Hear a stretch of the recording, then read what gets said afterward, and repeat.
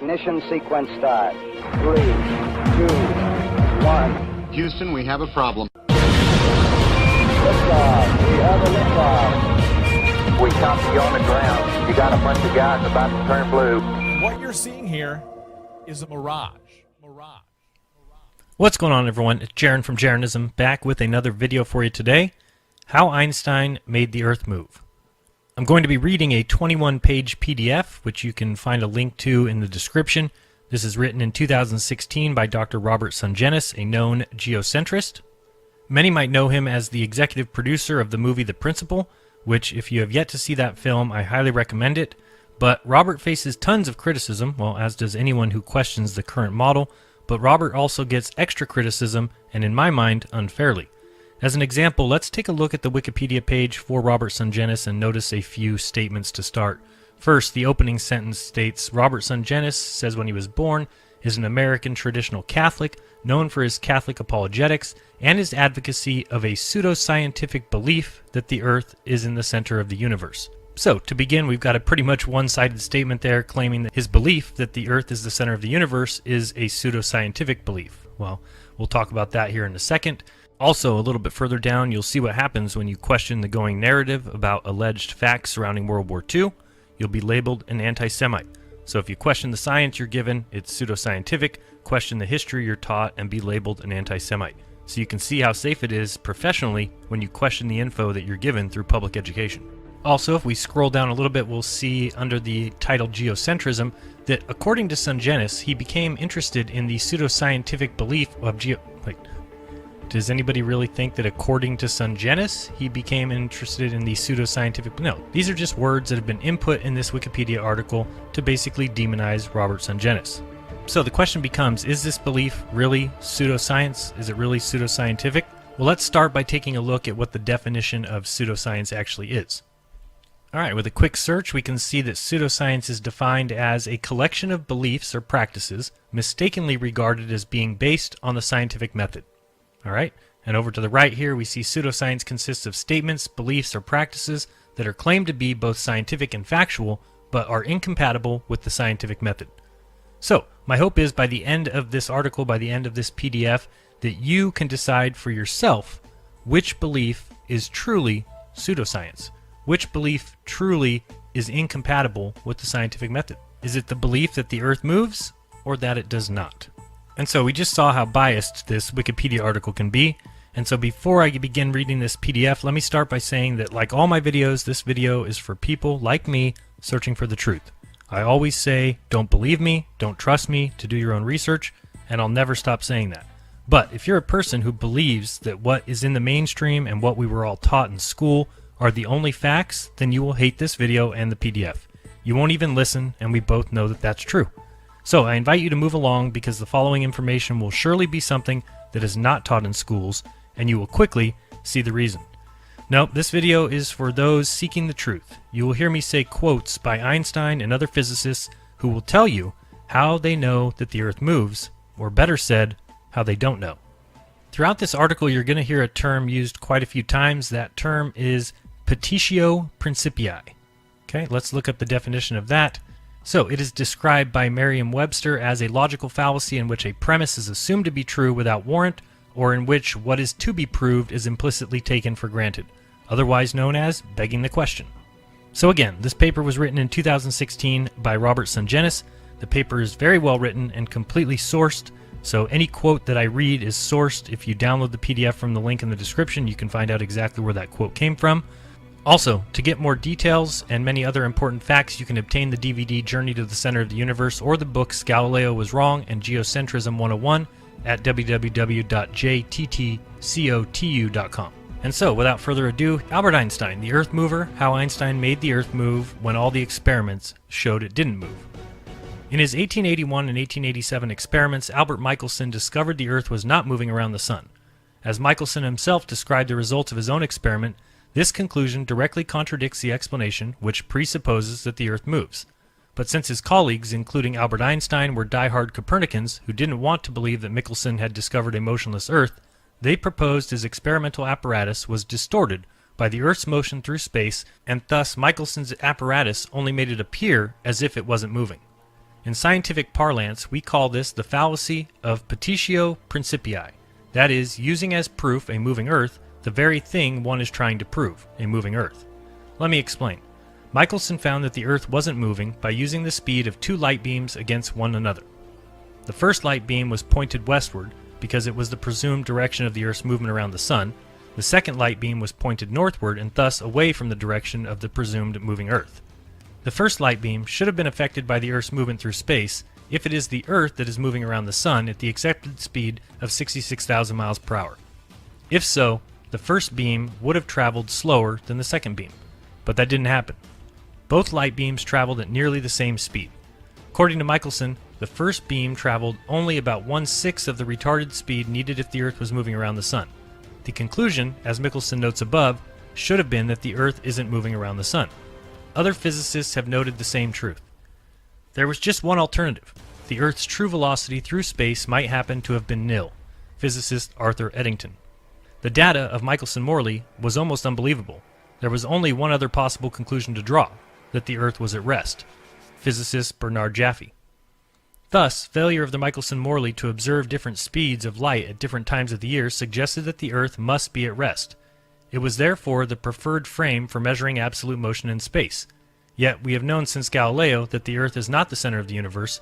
Why should it be at rest in space? Physicist Adolph Baker. The easiest explanation was that the Earth was fixed in the ether and that everything else in the universe moved with respect to the Earth and to the ether. Such an idea was not considered seriously, since it would mean in effect that our Earth occupied the omnipotent position in the universe, with all the other heavenly bodies paying homage by moving around it. Physicist James Coleman. The Michelson-Morley experiment confronted scientists with an embarrassing alternative.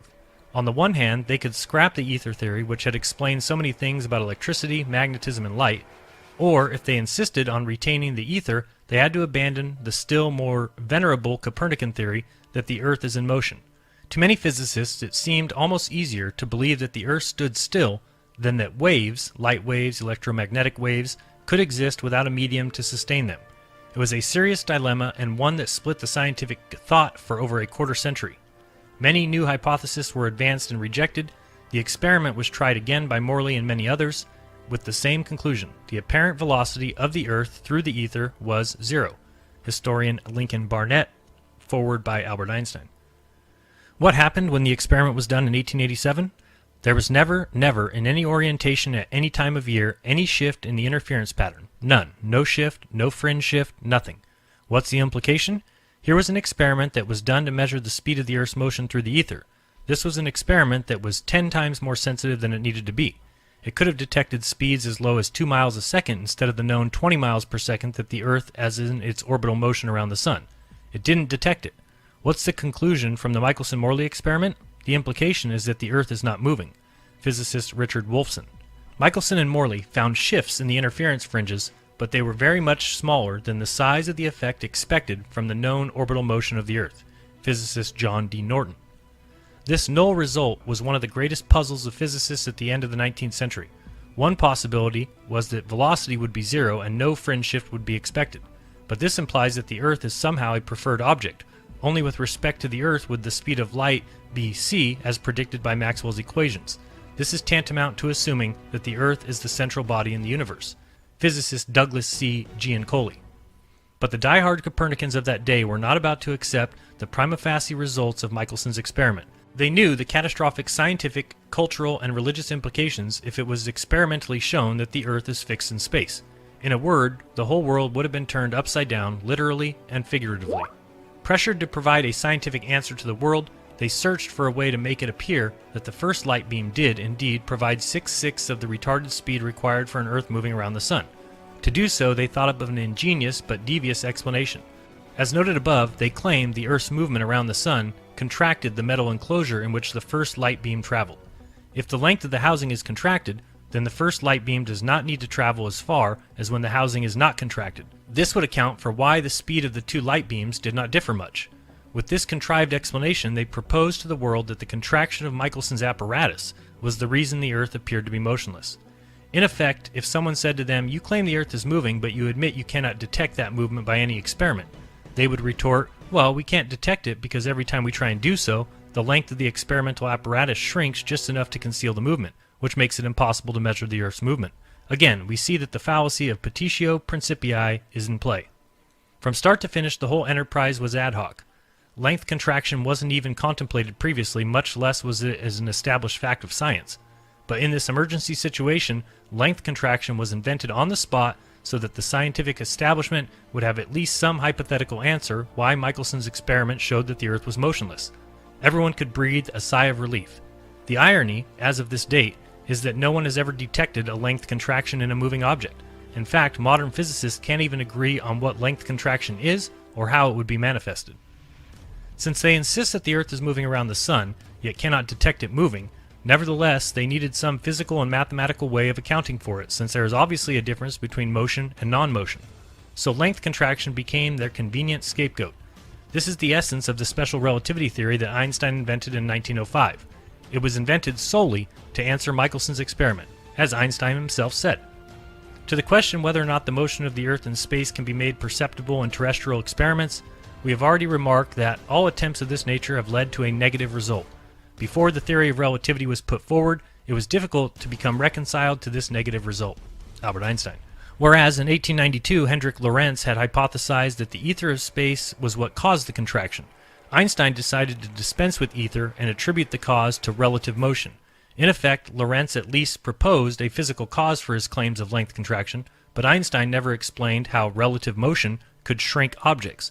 Hence, during his day, various philosophers accused him of violating the principle of cause and effect. So, whatever the cause of the contraction, in order to give the ad hoc theory some semblance of credibility, the required amount for the metal enclosure to contract was put into a mathematical equation called the Lorentz transform. It has become the most famous and most used equation in modern physics. Essentially, whatever tests disagreed with their belief that the Earth was moving around the Sun could now be mathematically transformed into their desired result, as well as give some semblance of being scientific. But the transform of length required another transform. Since they contracted the length, they also had to dilate the time. Since if a moving object has its length contracted, it is not going to get from point A to point B in the same time as when it was not contracted. So, to increase the time of travel, they use the same transform equation as above, but since they are increasing instead of decreasing, they turn the multiplier into a divider and get this. Of course, just as there is no proof that length contracts, there is no proof that time dilates. They just need it in order to make everything appear to balance, if they are going to insist that the Earth is moving around the Sun when the empirical evidence says it is not. It's easy for them. They just make up a theory and represent it by a mathematical equation to erase any discrepancies the experiment shows against their theory. The transforms are not over. They must also add mass increase, since if a moving object has its length contracted, then it would have a larger mass per unit volume when it gets to point B. So to make the mass larger, they use the same transform equation as for time dilation. Inertial frames. Often in the debate over the relevance of Michelson's experiments, the issue of inertial frames presents itself. An inertial frame is one in which an object is at rest or is moving in uniform motion and not accelerating or decelerating. If the Earth is moving around the Sun, it is a non-inertial frame since it is accelerating. Note: in physics, all objects that move in a circle are considered accelerating, even though they go the same speed.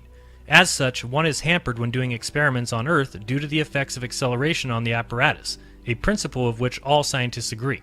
So in order to make Michelson's experiment valid, that is, one that takes place in an inertial frame as if it were at rest, a relativist will create the inertial frame by the above transform equations. Once again, it's easy to see the fallacy of petitio principii at work in their thinking. For those who accept the prima facie results of Michelson's experiment that the Earth is not moving, the Earth is already shown to be an inertial frame because it is at absolute rest. Thus, there is no need to create inertial frames for the Earth, and thus no need to use transform equations. Residual ether. Incidentally, we should note one more important facet of the Michelson experiment before we move on. We saw above that the experiment showed only 1/6 of what was required for an Earth moving around the Sun. This 1/6 is important for another reason. It showed that space was composed of something substantive. The name given to it by Lorentz, Maxwell, and all other scientists was ether. No one knew precisely what it was composed of, but they correctly deduced that space cannot be nothing, since metaphysically nothing cannot exist. Space must be a something composed of something physical. Although like air, we cannot see it because it is invisible. It doesn't matter what you call it. The fact is that it must exist. Quantum mechanics has suggested that the ether's basic component is Planck particles, which are 20 orders of magnitude smaller than the electron. Another type of ether may be an electron-positron dipole particle, which was discovered in 1932 by Carl Anderson. In any case, the substance of space, which we will call ether, was detected in Michelson's 1881 and 1887 experiments, as well as his 1897 experiment with an above-ground apparatus. Since light moves so fast, it can serve to measure the effect on something as small as ether particles. His interferometer was so accurate it could measure 100 times more than it was required to measure. As such, Michelson's interferometer didn't measure enough ether to match an Earth moving at 66,000 miles per hour around the Sun, but it did measure a little ether. Otherwise, his results would not have shown 1/6 but 0/6 of the ether presence. Michelson noted this small presence in his 1887 paper. The actual displacement was certainly less than the 20th part of this and probably less than the 40th part, but since the displacement is proportional to the square of the velocity, the relative velocity of the Earth and the ether is probably less than 1/6 the Earth's orbital velocity, and certainly less than 1/4.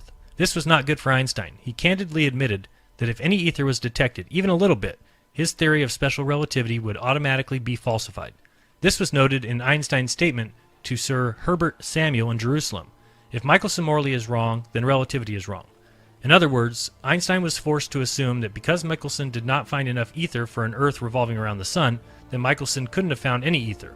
But if this conclusion of Einstein's was wrong, then his whole relativity theory would be falsified automatically, since even a little ether would act as an absolute frame and thus nullify relativity. Noted physicist Charles Lane Poor of Columbia University reiterated the problem. The Michelson-Morley experiment forms the basis of the relativity theory. Einstein calls it decisive. If it should develop that there is a measurable ether drift, then the entire fabric of relativity theory would collapse like a house of cards. So Einstein was banking on the hope that since Michelson did not detect the required amount of ether for an Earth moving around the Sun, he could conclude that the ether simply didn't exist. Hence, the detection of the 1/6 of the required ether was thus conveniently chalked up to experimental error. The facts show otherwise, however. Every interferometer experiment performed from Michelson in 1881 to Jews in 1930, which is 50 years of the same results from a dozen different experimenters, detected 1/6 to 1/10. Einstein was so bothered by this fact that he hired what can be called as a scientific hitman, Robert Shankland, to seek to discredit the experiments, especially the most comprehensive interferometer experiments performed by Dayton Miller between 1908 and 1921. But at this point in time, the 1910s and 1920s, the world was only too happy to accept Einstein's theories and reject anyone who challenged them. After all, Einstein was the Earth mover. He made the Earth move around the Sun and thus saved mankind from having to admit that popular science had misled the world for the 500 years prior. For the geocentrists, the only thing left to answer is, from whence did this 1/6 of ether originate? The simple answer is that since the universe with its ether is rotating around a fixed Earth, some of that ether spilled into Michelson's 1887 interferometer when he was trying to detect if the Earth was moving around the Sun. This is confirmed by the fact that Michelson did another experiment in 1925 in order to measure the ether movement for the daily rotation between space and Earth. In that experiment, he found 6/6 of the required ether for a daily rotation. Hence, it is logical to assume that 1/6 he found in 1887 came from the same ether he later detected in his 1925 experiment. Since the ether in his 1887 experiment hit the interferometer orthogonally instead of linearly, it would only pick up 1/6 of the total ether in space. Electromagnetism. You will often hear modern devotees to Einstein claim that he invented special relativity as an answer to Maxwell's equations of electrodynamics. They do this because they don't want to admit that Einstein invented special relativity for the express purpose of making it appear that the Earth was moving around the Sun. They want to make it appear that Einstein invented special relativity out of pure motives and out of an independent thought process. The truth is far different. Einstein himself admits that the only reason he invented special relativity was due to Michelson's discovery. He writes in 1922, "Soon I came to the conclusion that our idea about the motion of the Earth with respect to the ether is incorrect, if we admit Michelson's null result as fact. This was the first path which led me to the special theory of relativity." Be that as it may, the reason that the relativist wants to intrude on Maxwell's electrodynamic theory is because, as it stands, electromagnetism doesn't show any characteristics of being relative. Maxwell's experiments from 1865 show us that the effect of an electric coil moving over a stationary magnet is different than a magnet moving over a stationary electric coil, and Maxwell appropriately represented these different reactions by two different equations. Maxwell's experiment and his two equations, actually four equations altogether, but with two main equations, thus show us that space and the reactions that occur in it are absolute, not relative, since it distinguishes between the two different effects of the electric coil and the magnet respectively. Since a relativist does not like anything absolute, Einstein sought to make Maxwell's experiment relative, just as he tried to make Michelson's experiment relative. To do so, he used the same transform equations that he used to make it appear that the Earth was moving. As such, the relativist can make it appear that the effect of electricity on magnetism is the same as magnetism on electricity, but in reality, they are not the same. We still use Maxwell's equations today because they are correct, but when the relativist uses them, he must invariably inject the transform equations in order to make Maxwell's two absolute reactions into Einstein's one relative reaction. Without the transform equation, Maxwell's findings are diametrically opposed to Einstein's relativity theory. Not surprisingly, Einstein was well aware that Maxwell's findings of the different reactions between an electric coil and a magnet are related to Michelson's unsuccessful attempt to discover any motion of the Earth. In his famous 1905 paper, he seeks to make their respective absolute effects into relative effects, i.e. the same, when he writes, "It is known that Maxwell's electrodynamics, as usually understood at the present time, when applied to moving bodies, leads to asymmetries which do not appear to be inherent in the phenomena. Take, for example, the reciprocal electrodynamic action of a magnet and a conductor. The observable phenomenon here depends only on the relative motion of the conductor and the magnet, whereas the customary view draws a sharp distinction between the two cases in which either the one or the other of these bodies is in motion. For if the magnet is in motion and the conductor at rest, there arises in the neighborhood of the magnet an electric field with a certain definite energy, producing a current at places where parts of the conductor are situated. But if that magnet is stationary and the conductor in motion, no electric field arises in the neighborhood of the magnet. In the conductor, however, we find an electromotive force, to which in itself there is no corresponding energy, but which gives rise, assuming equality of relative motion in the two cases discussed, to electric currents of the same path and intensity as those produced by the electric forces in the former case. Examples of this sort, together with the unsuccessful attempts to discover any motion of the Earth relatively in the light medium, suggests that the phenomenon of electrodynamics as well as mechanics possess no properties corresponding to the idea of absolute rest. They suggest rather, as has already been shown in the first order of small quantities, the same laws of electrodynamics and optics will be valid for all frames of reference, for which the equations of mechanics hold good. In other words, since Einstein firmly believes that the Earth is moving around the Sun, and yet he realizes that he must have an answer for all the unsuccessful attempts to discover any motion of the Earth, he proposes that this discrepancy can be dealt with by 1. Assuming as a fact that electrodynamics and mechanics did not show states of absolute rest, i.e., Michelson did not show us a motionless Earth, and Maxwell did not show us the absolute states of electricity and magnetism. And 2, we are thus obligated to change what appeared to be absolute frames in Michelson and Maxwell's experiments into relative frames, which is noted in his phrase, all frames of reference.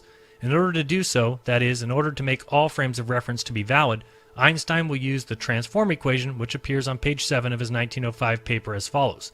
Or the same equation can be rewritten as, this is the precise equation used by Lorentz to claim that the arm of Michelson's apparatus had shrunk by 1 times 1 minus the velocity squared over the speed of light squared to the half, with Einstein also adding time dilation by 1 divided by 1 minus the velocity squared over the speed of light squared to the half. The section of this paper where this transform equation appears begins on page 5 with the title, Theory of the Transformation of Coordinates and Times from a Stationary System to Another System in Uniform Motion of Translation Relatively to the Former. Alas, we don't need to go searching for it. Einstein tells us quite candidly what he is doing. He is transforming space and time from a stationary system, example a fixed Earth, to another system, one of relativity. In fact, the word transformation appears 24 times in his paper, and he applies it to every phenomenon from time, space, motion, electricity, magnetism, the Doppler effect, stellar aberration, energy of light waves, electron acceleration, to mass increase. It became the quintessential means to relativize the whole universe and forever banish the thought of a motionless Earth. As we can see, it is all done by mathematics. There is not one iota of physical empirical proof to the theory. In the relativist's mind, of course, there is no need to prove their findings or to justify using the transform. Since everyone knows the Earth is moving around the Sun, then everything is moving and there is no object at rest, and thus the whole universe is relative. In effect, whenever the experiments show an absolute result, the relativist can wave his magic wand and change it into a relative result. This is the essence to the special relativity theory that Einstein invented in 1905. That Einstein believes the Earth is moving, but has no proof for it, is noted in his statement, "I have come to believe that the motion of the Earth cannot be detected by any optical experiment, though the Earth is revolving around the Sun." Einstein's admission merely begs the question, if, on a scientific basis, he can't detect the Earth moving, how does he know the Earth is moving? The truth is, he doesn't know. He just assumes it to be so, since that is what he has been taught since childhood. In effect, the transform equation is then invoked to make it appear as if the Earth is moving around the Sun, but in reality, the transform equation is just an equation and it has no ability or authority to determine the issue. Hence, Einstein would also admit in 1938, "The possibility of solving these difficulties depends on the answer to the following question. Can we formulate physical laws so that they are valid for all coordinate systems, not only those moving uniformly, but also those moving quite arbitrarily relative to each other? If this can be done, our difficulties will be over. We shall then be able to apply the laws of nature to any coordinate system." The struggle, so violent in the early days of science, between the views of Ptolemy and Copernicus would then be quite meaningless. Either coordinate system could be used for equal justification. The two sentences, "the sun is at rest and the earth moves," or "the sun moves and the earth is at rest," would simply mean two different conventions concerning two different coordinate systems. That is, he will employ arbitrary coordinate systems to make the absolute state, i.e. a fixed Earth, into a relative state, in which either coordinate system can then be used, i.e. a fixed Earth or a moving Earth. All the coordinate systems are created mathematically out of thin air by using the transform equation. If they didn't use the transform equation, then they would be stuck with only one coordinate system, the one Michelson found in 1887 when the experimental evidence showed that the Earth wasn't moving around the Sun.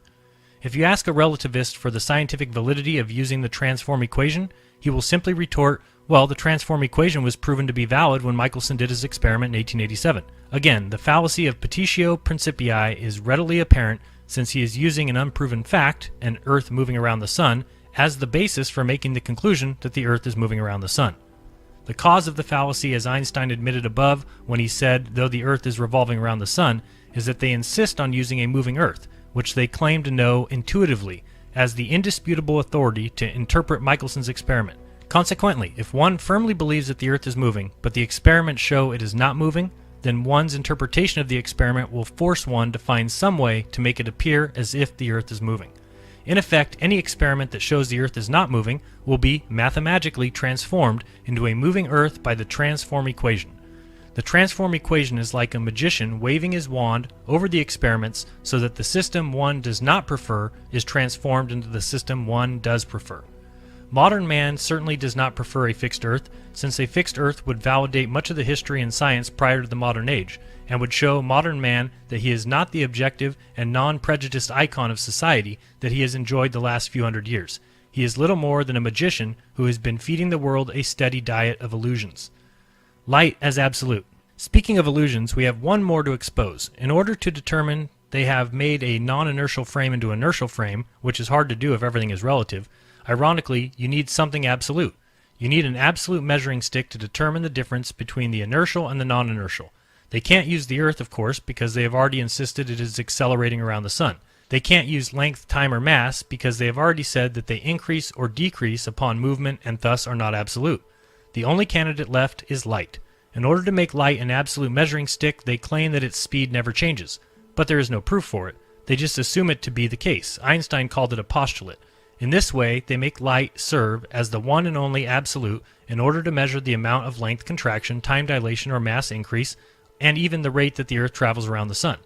Again, this is the essence of special relativity. No proof, just made-up postulates and mathematical equations to give the appearance of truth. Einstein's transform equation, as you can see here, is interesting in itself. First, the easiest way to understand it is in the form of a ratio. We've often heard of a 1-to-1 ratio. Well, this equation was formulated to make the right side always less than a 1-to-1 ratio, since 1 multiplied or divided by any number less than itself will always be less than 1.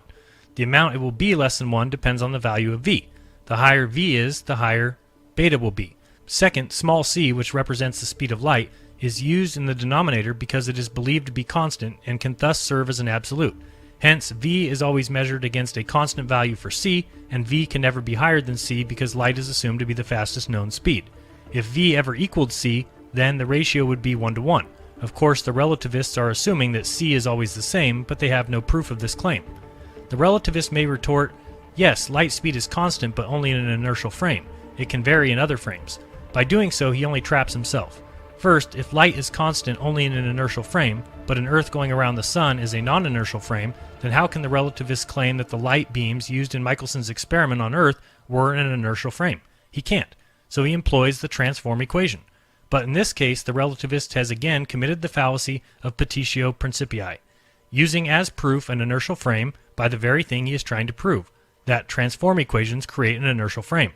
Incidentally, one of the main questions relativists have never answered, although they have been challenged with it previously, is if the physical dimensions of length and mass can be contracted by movement, and the essence and calculation of time can be dilated by the same movement, then why isn't light contracted by a moving Earth? Since the relativist admits that light is a physical reality of photons, courtesy of Einstein, shouldn't they also be affected in the same way? This very question was posed to Einstein by Maxwell Abraham and August Foppel to the relativists, but without an answer forthcoming. In reality, the only reason light is kept immune from the effects of motion in the relativist scheme of things is because, ironic as it is, the relativist desperately needs an absolute to make everything else relative. In his mind, he has two choices for the required absolute: A, the fixed Earth that Michelson found, or B, the presumed constant speed of light that Einstein wants. If he chooses A as his absolute, it means B would vary. If he chooses B as his absolute, it means A would vary. But choosing A as the absolute would mean certain death for the scientific establishment, since it would affirm the Church's decision against Galileo. Choosing B would allow the charade of scientific authority over the Church to continue indefinitely. Which one do you think has a greater chance of being chosen by the reigning scientific establishment? The geocentrist says that the choice is easy. The prima facie evidence of the 1887 and 1925 Michelson experiments show the Earth isn't moving around the Sun, but there is a relative daily rotation between Earth and space. Hence, the Earth is the absolute inertial frame and the absolute measuring stick. If so, then the universe is absolute, not relative. Since the motionless Earth is already an absolute inertial frame, then there is no need to introduce ad hoc transform equations to turn it from a non-inertial frame into an inertial frame, and thus there is no need to contract length, to dilate time, or to increase mass. No magic is required for geocentrism. Additionally, they cannot assume the speed of light is constant or unaffected by motion, since if the Earth isn't moving, then there's no way for them to make such a determination from Michelson's two experiments, especially when other experiments and evidence, example Sagnac in 1913, and the GPS system that shows a 50 nanosecond difference of light speed going east to west, show light speed is not constant. It is obvious that the relativist is making these unproven ad hoc transform adjustments simply because he refuses to believe that Michelson's 1887 experiment showed the Earth is at rest. Modern versions of Michelson's experiment. One more thing. Relativists who believe that Michelson's 1887 experiment showed no difference in the speed of the two light beams claim that Michelson's null result has been verified by modern versions of Michelson's experiment that show no difference between the speed of light beams up to 10 to the negative 18 precision. But if you want to see a shell game, this is it. The modern experiments only trap the relativists more firmly than Michelson did. Remember above we said that Einstein maintained that the slight difference in the two light beams of Michelson's original 1887 experiment can be chalked up to experimental error? In effect, Einstein was claiming that there was no difference in the speed of the two light beams, and the result was thus null. For the sake of argument, let's assume that to be the case. Hence, if the speed of light beams was the same, what did this suggest to Einstein? It suggested the Earth wasn't moving. We already saw that Michelson himself said about the presumed null result, namely, this conclusion directly contradicts the explanation, which presupposes that the Earth moves, as well as the other scientists we quoted after him. For further verification, let's look at what Einstein's biographer said. In the United States, Albert Michelson and Edward Morley had performed an experiment which confronted scientists with an appalling choice. Designed to show the existence of the ether, it had yielded a null result, leaving science with the alternatives of tossing aside the key to which had helped them explain the phenomenon of electricity, magnetism, and light, or of deciding that the Earth was not in fact moving at all. The problem which now faced science was considerable, for there seemed to be only three alternatives. The first was that the Earth was standing still, which meant scuttling the whole Copernican theory and was unthinkable. So if the new sapphire oscillator confirms that the two beams go the same speed, it doesn't relieve the relativist one bit. In fact, it traps him all the more, since now an even more sophisticated and precise experiment confirms that the Earth isn't going around the Sun, since the light beam in the oscillator that was supposed to be affected by the Earth's movement is not affected. But instead of admitting, or at least holding out the possibility, that this result shows the Earth isn't moving, they instead claim that the 66,000 mile per hour speed has no effect on the light beam, and therefore they conclude that the Earth could be moving and the light beam is constant, regardless that its frame is moving at 66,000 miles per hour. For them, the choice is a fixed Earth or a fixed light speed, and they have chosen the latter because a fixed Earth was, quote-unquote, unthinkable. But when they make such a choice, they must also conclude that special relativity allows both a moving sun around a stationary Earth and a moving Earth around a stationary sun. As the article itself admits, according to special relativity, there is no absolute space or absolute time. So if two objects are moving relative to each other in empty space, it would actually be impossible for an observer to tell their absolute velocities. Maybe only one of the objects was moving and the other was stationary, for example, but you wouldn't know which was which because their movements are relative to each other, not to any external reference frame, assuming the reference frame is non-accelerating. Notice the corner into which the relativist has painted himself. What they discovered is that there is a price to pay for choosing a fixed light speed over a fixed Earth. With a fixed Earth, one knows the universe is absolute, since the universe revolves around an absolute fixed point, and everything can be accurately measured from that fixed point. But with a fixed light speed, there is no fixed point, and no one knows whether the Earth is moving around the Sun or the Sun is moving around the Earth. Obviously, if they claim that light speed is not affected by movement, then they can't use light to determine movement, and thus all movement is undeterminable. In effect, for all its bravado and sophistication, science is forced to conclude that science can't answer the simple question of which is moving around the other, the Earth or the Sun. But the problems are not over for the relativist. If he can't determine the precise motion by using light, then he must account for his inability, since it is a fact that out of the two possibilities, i.e. the Sun moving around the Earth or the Earth moving around the Sun, only one can be true reality. So he resigns himself, based on other criteria, mostly philosophical, to believing that the Earth moving around the Sun is the true reality, but he is incapable of proving it. The best he can hope for is a draw due to his incompetence. Another issue concerns the length contraction, the time dilation, and the mass increase of the original Lorentz and Einsteinian theories. Do these effects apply to the sapphire oscillators? If they do, then the Lorentz transform must be used to arrive at a null result if they insist that the Earth is moving around the Sun. If the three effects are discarded, then so must Einstein's theories. The only question left to answer is, why did Michelson's 1887 experiment show at least some ether? Example, Michelson said it showed 1/6, but the sapphire oscillators don't show any ether down to 10 to the negative 18. The reason is quite simple. The sapphire oscillators are put in an extreme vacuum which essentially removes the ether that Michelson discovered. Michelson did not use a vacuum. In effect, the relativists have to create an artificial environment in order to obtain a null result. In the real world, however, the one without a vacuum, some ether always shows up in the Michelson-type experiments. In fact, in Michelson's 1925 experiment, all the ether in space shows up in the experiment. In the end, it really doesn't matter, since if the oscillator shows no difference in the light beams, then it shows precisely what Einstein believed Michelson showed, namely, the Earth isn't moving. The only way out of this dilemma was to claim that the interferometer shrunk and that time dilated, but these were nothing more than pulling a rabbit out of a hat. Consequently, if the Earth were moving, we would expect there to be a significant difference in the speed of the two light beams, just as Michelson found. One way to test the sapphire oscillator's capability is to position it on the frame of a 1925 Michelson-Gale experiment apparatus instead of an 1887 Michelson-Morley apparatus. A significant difference in the oscillator's results may be seen. The reason, of course, is that in 1925, Michelson found 98% of the ether he needed to confirm a daily relative rotation between the Earth and space, but in 1887, Michelson only found a fraction of the ether he needed for an Earth revolving around the Sun, since some of the rotational ether spilled into the 1887 Michelson apparatus. The geocentrist says that this is precisely what should be expected, since the Earth is not revolving around the Sun, but ethereal space, which makes up the universe, is daily rotating around a fixed Earth. If on a Michelson-Gale frame the oscillator shows no difference in the speed of the light beams, this would prove that the oscillator cannot detect the relative rotation between Earth and space, but we know positively that there is a relative rotation, and thus show why it is also not able to detect whether the Earth is moving around the Sun. It would prove the oscillator to be inert and discount it as being capable of detecting celestial movement. It would then disqualify it from being used to determine that light speed is constant and also disqualify it from claiming Lorentz symmetry. We could also put a sapphire oscillator on a GPS frame to determine whether its results are valid. Presently, light beams sent from GPS stations in the east to GPS stations in the west are faster than light beams sent from the GPS stations in the west to GPS stations in the east by at least 50 nanoseconds every day, all day. This discrepancy is covered up by relativists since they can pre-program the GPS computers to adjust the difference so that they can then claim that the light speed is constant according to the special theory of relativity. In effect, the GPS shows that light speed is not invariant and there is no Lorentz symmetry.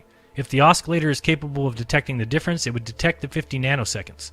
Since we know for a fact that there is a 50 nanosecond difference, then if the oscillator cannot detect it, then either the oscillator is being hampered by its vacuum state, or the oscillator simply can't be used to measure the light speed differences.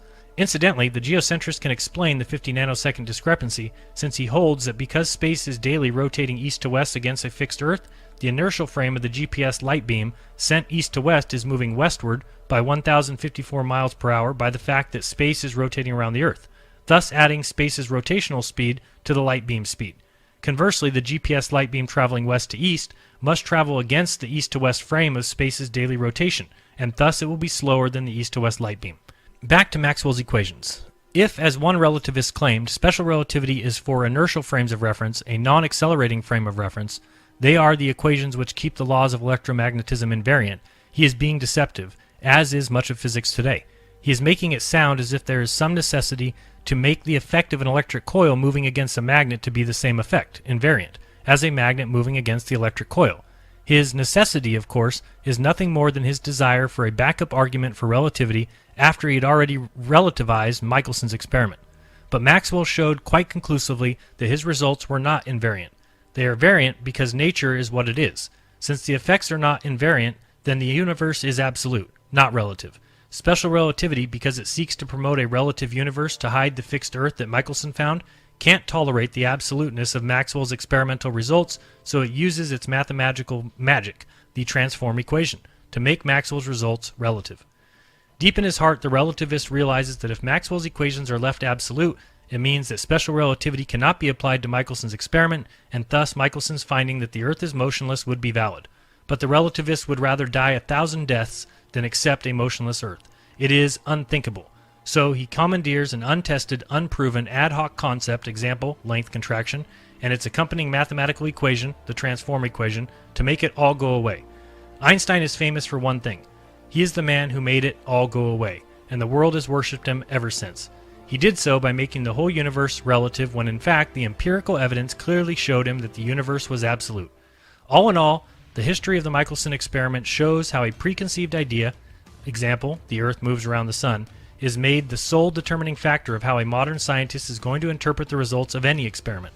In order to hold on to his preconceived idea, he will introduce mitigating factors onto the experimental results, and usually this is done by hypothetical concepts and fudged mathematics. The scientist thus convinces himself that because he can invent a mathematical equation that can transform the empirical results, that he can keep his preconceived idea of how he thinks the universe must operate. In his mind, the ends justify the means because he knows that the Earth revolves around the Sun. There was nothing that would make mankind happier than to keep believing that the Earth moved around the Sun, regardless of what the experiment showed. Otherwise, they would have to bow to the Pope of the Catholic Church for condemning Galileo as the same error. Their God from on high, Albert Einstein, showed them a magical way to avoid such a predicament, and the world has accepted Einstein as a god ever since. His transform equation has become the magic wand to turn an Earth-fixed absolute universe into an Earth-wandering relative universe. As the noted Einstein biographer Abraham Pius put it, a new man appears abruptly, the suddenly famous Dr. Einstein. He carries the message of a new order in the universe. He is a new Moses come down from the mountain to bring the law, and a new Joshua controlling the motion of heavenly bodies.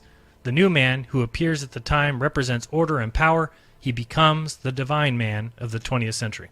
Roberta Sungenisa, August 9th, 2016. Alright, I hope you enjoyed that, and if after reading that you still want to believe that the Earth moves at all, that's on you. When deciding which belief is pseudoscience, ask yourself which belief is based on empirical and scientific observations and actual experiments, and which belief brings in mathematical transform equations to make it appear like the scientific method was used.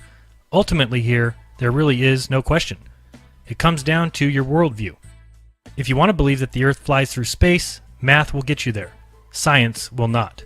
If you want to believe things based on observations, well, there is only one choice, and it's the one that doesn't employ length and mass contraction and time dilation, which have never been shown to exist. So clearly, Robert and I agree on the geocentric universe.